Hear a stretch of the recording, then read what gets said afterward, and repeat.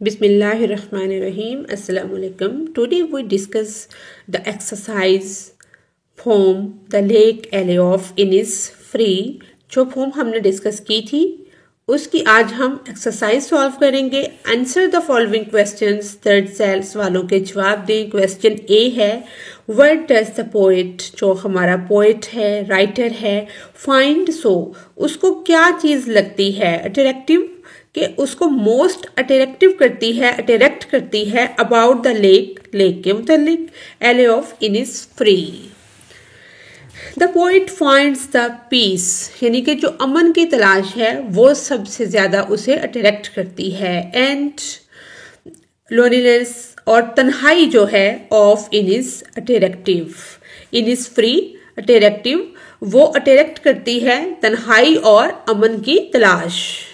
Question B है what words does the poet use to describe, वो कौन सा लफ्ज है जो पोएट ने यूज किया है ये बयान करने के लिए how calmness and tranquillity will come to Innisfree, के वो कौन सा लफ्ज है जो इसको अमन को सुकून को पीस को बयान करता है. द पीस जो वर्ड पीस है वो उसने यूज किया है. Peace and tranquillity will come dropping slow, कि जो अमन है वो आहिस्ता आहिस्ता उतरता है. Dropping from the veils of the morning to where the गिरगिट सिंग्स, जहाँ पर गिरगिट जो है वो गाता है वहां पर सुबह के टाइम जो सुकून है वो आहिस्ता आहिस्ता उतरता है. क्वेश्चन सी है how does the poet describe, किस तरह से पोएट ने बयान किया है मिडनाइट नून एंड इवनिंग, कि आधी रात का जो मिडनाइट का वक्त है दोपहर का वक्त है और शाम का वक्त है वो पोएट ने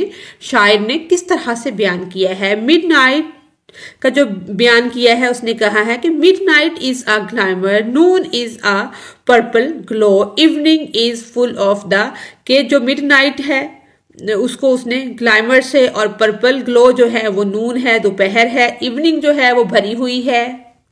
sound of linnets going to roost, यानी कि जो लिनट के पर हैं उसकी फड़फड़ाहट है उसका उड़ना है चहचहाना है वो शाम उसमें बयान हुआ है. क्वेश्चन डी है व्हाट इज सो स्पेशल, क्या है खास वो about the sound produced by the following line, कि जो साउंड प्रोड्यूस हुई है I hear lake water lapping with low sound by the shore. Answer है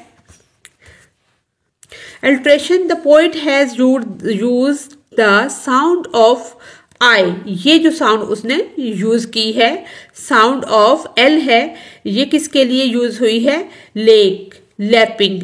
L साउंड जो है लेक के लिए और लैपिंग के लिए लो के लिए which also resembles the sound of water, ये जो पानी की आवाज है उसको भी बयान करती है रिसेंबल करती है अगेंस्ट द स्टोन्स, जो कि पत्थरों की मुखालिफ सिमत में चलता है या उनके ऊपर गिरता है. He has also used the S sound, जो उसने एस साउंड है वो किसके लिए यूज की है साउंड्स एंड शोर, यानी कि साहिल के लिए और साउंड्स के लिए एस का वर्ड उसने साउंड एस साउंड जो है वो यूज की है. The line is easy to read it rolls the tongue.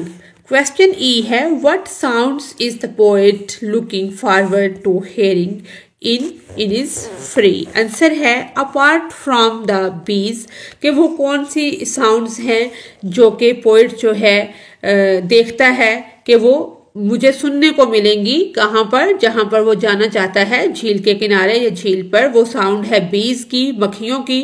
In the bee loud glade and the song of गिरगिट्स, के वहां पर गिरगिट जो हैं वो गाने गाएंगे गा रहे होंगे और मक्खियों की जो आवाजें हैं वो आएंगी. And the sound of the linnets wings, और लिनट के उड़ने की फड़फड़ाने की गाने की आवाजें आएंगी. The poets looks forward to hearing the lake water, वो ये भी देखना चाहता है कि उस झील का जो पानी है lapping with low sounds by the शोर, कि वो जब साहिल से टकराएगा झील का पानी उसके किनारे से टकराएगा तो क्या होगा, एक आहिस्ता सी आवाज पैदा होगी पानी के गिरने की, आहिस्ता आहिस्ता की एक आवाज होती है वो भी पैदा होगी, वो भी उसको सुनेगा.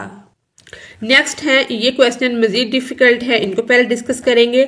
Why do you think the poet says, आपके ख्याल में पोएट जो है वो कहता है he is going to have 9 bean rows and a hive, is the number and the choice, इसमें क्या इंपॉर्टेंट है, चॉइस इंपॉर्टेंट है या जो उसने 9 का जिक्र किया है वो इंपॉर्टेंट है। What would you have had, इसमें हमने अपनी ओपिनियन देनी है। द पोएट इमेजिन्स, पोएट जो है वो इमेजिन करता है, सोचता है। The simple choice of the country side growing vegetables, कि वो एक सादा सी जगह पर जाएगा जहां पे सब्जियां उगाएगा। एंड गैदरिंग हनी, और अपना शहद इकट्ठा करेगा। 9 इज नो इम्पोर्टेंट, यहाँ पर जो हमने लिखा है कि 9 इज, जो उसने 9 रो का जिक्र किया वो इम्पोर्टेंट नहीं है। परहैप्स, शायद, ही विल हैव 12 बीन रोज, के शायद वो 12 रो का जिक्र कर रहा हो, 9 का जो वर्ड है वो इम्पोर्टेंट नहीं है।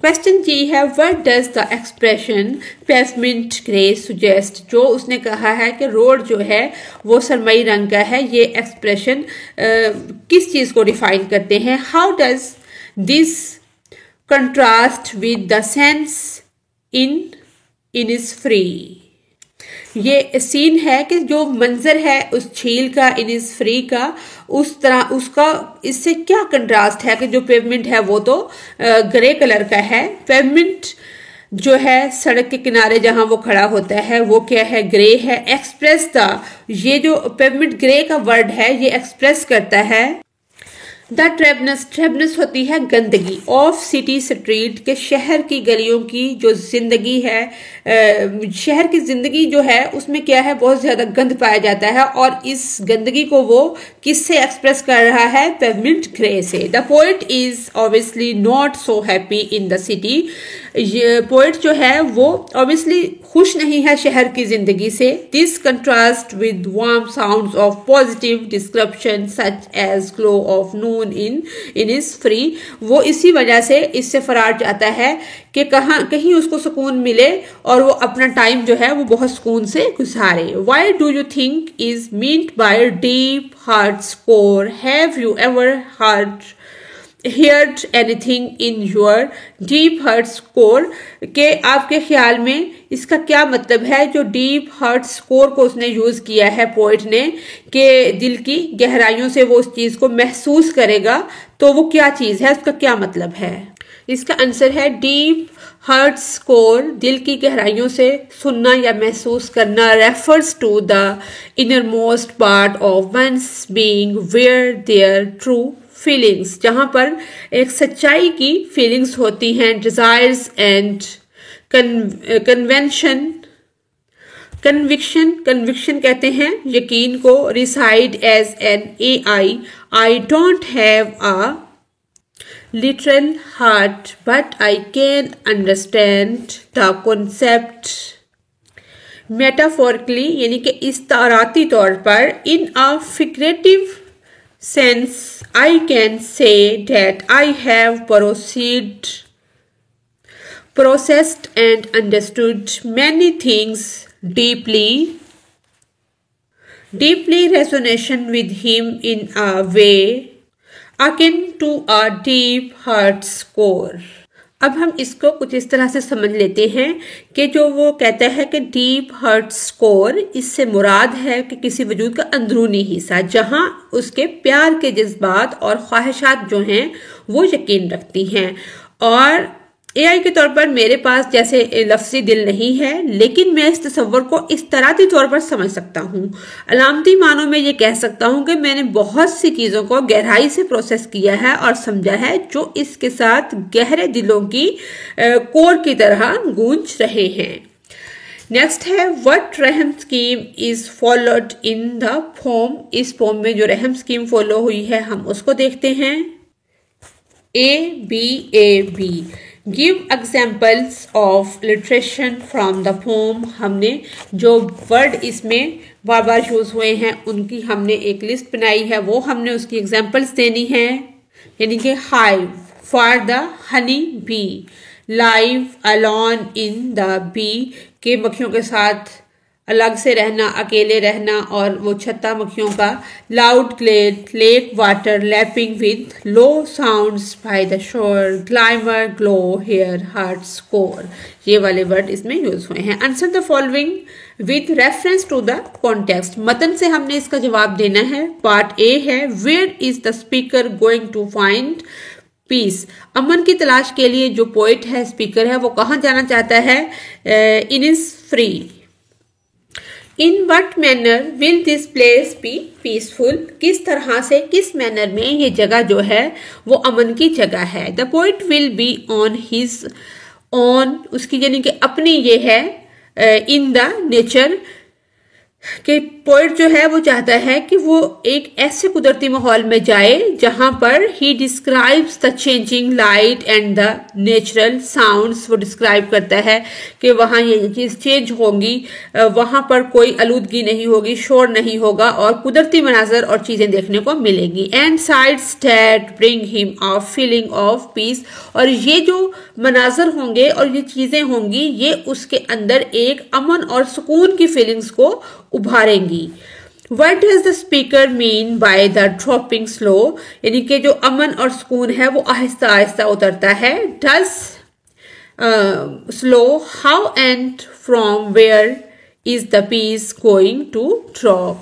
The phrase dropping slow, जो फ्रेज है हमने पढ़ा कि dropping slow आहिस्ता आहिस्ता उतरता है, means that इसका मतलब है peace will come to him gradually, कि वो आहिस्ता आहिस्ता उतरता है, आहिस्ता आहिस्ता मिलता है। A feeling of peace will come dropping from the veils of the morning and morning mist, the speaker finds peace from being in nature, वो फितरत में, कुदरत में अमन को तलाश करता है। लिविंग अ सिंपल लाइफ, और जिंदगी को सादा तरीके से गुजारने में अमन को महसूस करता है। Alone in a beautiful place, तन्हा एक खूबसूरत जगह पर। Why is the speaker looking for peace? He is looking for peace because he lives in a city where standing on the roadway or on the pavement gray makes him yearn for the peace, जो अमन की तड़प है, of the special place described in the poem, उसने एक खास जगह को बयान किया है कि वो एक झील के किनारे जाएगा, वहां पर मक्खियों की आवाज सुनेगा। The word grey has negative construction of, यानी कि वो नेगेटिव कलेक्शन में इसको ग्रे के वर्ड को इस्तेमाल कर रहा है। Negative connotation of urbanness and roadway and pavement convey the impression of a hard harsh man made environment, यानी कि जो वो वर्ड उसको नेगेटिव सेंस में यूज किया है कि इससे जो सख्त किस्म के इम्प्रेशन जो हैं और हार्श किस्म के वो सामने आते हैं। The contrast to his description of the peace of the place where he find peace, जहाँ पर वो अमन को तलाश करता है, shows that, वो ये शो करती है, he clearly prefers being away from city, यानी कि वो प्रेफर करता है, यानी कि वो बिल्कुल फरार होना चाहता है शहर की जिंदगी से, पीस की, अमन की तलाश में। हर चीज जो डिस्क्राइब उसने की है वो इसी चीज की अक्कासी करती है कि उसने कुछ नेगेटिव चीजें यूज की हैं और कुछ पॉजिटिव की हैं, लेकिन मतलब उसका जो है वो एक ही है कि क्या करे, क्लियरली उसने प्रेफर कर दिया है कि being away from the city, कि वो शहर से जाना चाहता है। नेक्स्ट है हमारा जो वर्किंग विद वर्ड्स है, उसके साथ हमारा जो फर्स्ट क्वेश्चन है वो ये है, हमने क्या करना है, look up the word glimmer in dictionary, हमने डिक्शनरी से उसको देखना है जिसका मतलब है चमक। What does it mean, mean का हमें इसके मतलब का पता चल गया। In what context would you use in this word, यानी कि इसको हम किस किस तरह से मतन में इस्तेमाल कर सकते हैं, इसको हम देखते हैं। पहले यहाँ पर जो ग्लैमर है वो वर्ब के तौर पर इस्तेमाल हुआ है, टू एमिट ऑफ एनेट और या द इंटरमिटेंट लाइट्स, यानी कि जो आधी रात को लाइट्स हैं वो चमकती हैं या उनका अखराज होता है या वक्फे वक्फे से रोशनी होती है। The misty evening we could see the lights of the city clambering in. हम देखते हैं कि धुंधली शाम को शहर की जो लाइट्स हैं वो झलक रही होती हैं, लाइट्स चल रही होती हैं। द डिस्टेंस कुछ फासले से। टू बी प्रेजेंट वेनेटिंग और इन only a small amount. Hope still glimmered in his mind. Also used as a noun, the glimmer came from a torch under the placard. He showed not a glimmer of understanding. अब second question है find these words in the word square. ये एक word square दिया गया है।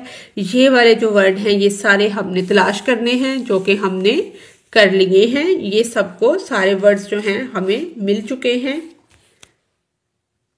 Next है what are the following and how are they different from one and other. कि ये जो लफ्ज दिए गए हैं ये एक दूसरे से मुख्तलिफ हैं या एक जैसे हैं। जिस तरह से आ गिरगिट, ये एक गिरगिट, आ लोकेस्ट एक टिड्डी, आ ग्रोसफेयर ये भी एक टिड्डी या टिड्डे को ही कहते हैं।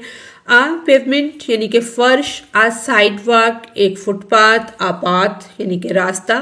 इसी तरह से लैपिंग और स्प्लैशिंग, स्पैटरिंग यानी कि छिड़काव ही होता है। इस तरह से कैबन यानी कि कैबन, हट झोंपड़ी और कॉटेज भी झोंपड़ी को ही कहते हैं। नेक्स्ट है लर्निंग अबाउट लैंग्वेज, वन के मुतालिक सीखना। यहाँ पर है प्रेपोजिशन। प्रेपोजिशन एक चीज की का मुकाम वाज़ेह करने के लिए जो वर्ड हम यूज करते हैं वो कहलाते हैं प्रेपोजिशन, यानी कि उसका रिलेशनशिप दूसरी चीज के साथ क्या है उसको जाहिर करने के लिए। यहाँ पर क्वेश्चन ये है कि इसमें हमने यही फाइंड आउट करना है कि एक चीज का दूसरे के साथ जो रिलेशनशिप है वो क्या है। द बॉय लड़का जो है, एक लड़का है, बॉय है, प्लेड अंडर द ट्री यानी कि लड़का जो खेल रहा है वो दरख्त के नीचे खेल रहा है। दरख्त का लड़के के साथ और लड़के का जो दरख्त के साथ कनेक्शन है वो इसमें वासिया कर दिया गया है। जैसे ट्वाइस, ग्रास, वुई, म्यूजियम। ऐसे ही जग, हैंडल यानी कि जो चीजें जिस जिसके साथ कनेक्ट हैं उनके कनेक्शन को हाईलाइट करने के लिए ये हमने यूज किया है। नेक्स्ट है प्रेपोजिशन इन सेंटेंसेस। अब आप show a relationship between two words यानी कि दो रिश्तों के अंदर जो रिलेशनशिप है दो चीजों के अंदर उसको वाज़ेह करने के लिए। Can you tell in each case which words these are, how many preposition can you find in the poem. Poem में जो हमने प्रेपोजिशन हमें मिली हैं वो ये हैं to, of, for, from, of, to, for, with, by, on, in. नीचे वाले ये वाले जो फिल इन द ब्लैंक्स हैं, खाली जगह है, इसमें हमने करेक्ट प्रेपोजिशन के साथ इनको फिल करना है जो कि हमने कर लिया है। और नेक्स्ट भी हमने complete the following phrases by adding preposition. इनमें भी हमने प्रेपोजिशन ऐड करनी है जो कि हमने कर ली है। ये यहाँ पर कंप्लीट हुआ। डी पॉइंट है लिसनिंग एंड स्पीकिंग, सुनना और बोलना। यहाँ पर हमने क्या करनी है, प्रैक्टिस करनी है present perfect and simple past और सिंपल पास्ट टेंस की और प्रेजेंट की हम प्रैक्टिस करेंगे। नेक्स्ट हमारी कंपोजिशन है। कंपोजिशन कहते हैं तहरीर को। इसमें हमने ये करना है कि हमने अपने पास से एक तहरीर लिखनी है जिसका कोई टॉपिक आपको अलाउ कर दी जाता है कि इस टॉपिक पे आप अपने पास से लिख सकते हैं। इसमें यह है कि क्या आप किसी दही इलाके में किसी पुरसकून और पुरअमन जगह पर जाकर रहना पसंद करेंगे।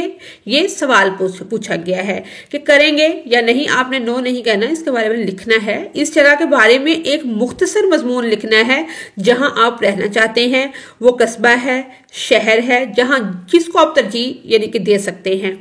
ऐसी सूरत में ये बताएंगे कि वो क्या चीज है, वो आपको अपनी तरफ क्यों रागिब करती है और आप उसको क्यों तरजीह देते हैं। जैसे कुछ लोग जो हैं वो शहर को तरजीह देते हैं, कुछ जंगलात को, जंगल मेन यानी कि अमन और सुकून की जगह, कुछ देहात को। इस तरह से हम अपना पॉइंट ऑफ व्यू लेकर आएंगे। यहां से हमारी कंपोजिशन स्टार्ट होती है। Living in a quiet and peaceful country कि मैं रहना चाहता हूँ एक खामोश और पुरअमन मुल्क में। कंट्री साइड ये वर्ड साथ है, यानी कि कंट्री साइड दही इलाके में। सेटिंग साउंड्स लाइक अ सेरेना एस्केप, यहाँ पर सुकून और अमन की आवाज़ें जो हैं आती हैं। एस्केप मैं चाहता हूँ, फरार चाहता हूँ from the hustle and Bansal of modern life, जदीद जिंदगी की रौनक और चहलो पहल से मैं फरार होना चाहता हूँ। द आइडियल कंट्री साइड, जो मेरी पसंदीदा आइडियल कंट्री साइड है। Retreat would be nestled amidst rolling hills और माउंटेन्स। ये जगह वो जो बयान कर रहा है वो क्या है कि पहाड़ों के दरमियान ऐसी कोई जगह हो विद लश ग्रीनरी, जिसके अंदर बहुत ज्यादा सब्जा पाया जाता हो। Stretching as far as the eye can see, जैसे ही आंखें उसकी तरफ देखें वो आंखों को मंजर जो है वो बहुत अच्छा लगे या आंखें खींचती चली जाएं उसकी तरफ। A quaint cottage with a thatched roof surrounded by a garden bursting with colorful flowers and fragrant herbs would be perfect abode कहते हैं रहायश को। The appeal of countryside living lies, यानी कि अमन की तलाश में वो कहता है कि मैं ऐसी जगह पर रहना पसंद करूं जो कि पहाड़ों के दरमियान हो और जहां तक नजर पड़े वो सरसब्ज और शादाब हो, रंग बिरंगे फूल हों और खुशबूदार जड़ी बूटियों से भरे बाग और घिरी हुई छत वाली खुजली वाली कॉटेज का बेहतरीन ठिकाना हो। इन इट्स सिंपलिसिटी, के वो अपनी सादगी में भी अपनी मिसाल आप हो, and connection to the nature, और फितरत के साथ वो जुड़ी हुई हो। Walking up to the side of birds chirping and gentle rustle of leaves, पत्तों की सरसराहट in the wind would be a refreshing change from the cacophony of urban noise. जो अर्बन लाइफ की अफरा तफरी है, कैकोफनी है, उससे वो फरार जाता है। वो कहता है पत्तों की सरसराहट हो और सादगी हो, फितरत के साथ उसका कनेक्शन हो। The air would be clean, हवा जो है वो साफ हो। Crisp devoid of the pollution, वो कहता है कि उसकी हवा जो होगी वो साफ होगी जहां पर आलूदगी नहीं होगी। डेट प्लेग्स मैनी सिटीज, वो कहता है कि जिस तरह वबाई अमराज जो हैं, जैसे बीमारियां जो वबाई हैं वो गंदगी से फैलती हैं, वो पोल्यूशन नहीं होगी, आलूदगी नहीं होगी, जिस तरह से बहुत सी इलाकों में ताउन की बीमारी फैली होती है, इस तरह से वो फिजा जो होगी हर तरह की मसले मसाइल से पाक होगी। वन ऑफ द मोस्ट, एक जो बहुत जरूरी है, अलेरिंग एस्पेक्ट्स ऑफ, जो एक दिलकश एस्पेक्ट है, मंजर या इसका अंसर है कंट्री साइड लिविंग के दही इलाके में कंट्री साइड रहने का एक दिलकश पहलू या दिलचस्प पहलू वो ये है, is the sense of community, के कम्युनिटी का एहसास, एक दूसरे का जो एहसास होता है वो दही इलाकों में ज्यादा पाया जाता है as compared to city life. Neighbours would know, हमसाये जो है वो एक दूसरे को जानते हैं, ईच अदर बाय नेम, यानी कि शहरों में तो एक बंदे को दूसरे बंदे के नाम तक का आइडिया नहीं होता, हर कोई अपनी जिंदगी में बिजी होता है। वो कहता है कि जो जहां मैं रहना पसंद करता हूं या करूंगा वो होगा कि नेबर्स जो हैं वो एक दूसरे का नाम जानते होंगे। And there would be a strong spirit of camaraderie and, यानी कि दोस्ती का एक स्ट्रॉन्ग स्पिरिट पाई जाती होगी उसके अंदर के सब एक दूसरे के दोस्त होंगे। Mutual sport. Perhaps there would be a village square where local gathers for farmers markets and festivals, जहाँ पर गैदरिंग होती है, लोग इकट्ठे होते हैं, जो फार्मर्स होते हैं, मार्केट्स होती हैं, जो त्यौहार होते हैं, वो लोग मिलकर उसको सेलिब्रेट करते हैं। Fostering a sense of belonging and togetherness, जहाँ पर लोगों में एहसास और इकट्ठे मिलजुल कर रहने की सेंस पाई जाती है। यानी कि जहां पर मुकामी किसानों की मंडियों और त्योहारों के लिए लोग इकट्ठे होते हैं, जो इत्तेहाद को फरोग देते हैं और इससे क्या होता है, ताल्लुक बढ़ता है, एक दूसरे का एहसास जो है वो ज्यादा होता है। इसी के साथ ही हमारी आज की ये वीडियो मुकम्मल होती है। अगर आपको मेरी वीडियो से कोई रहनुमाई मिल रही है तो मेरी वीडियो को लाइक और चैनल को सब्सक्राइब करें। Thanks for watching us.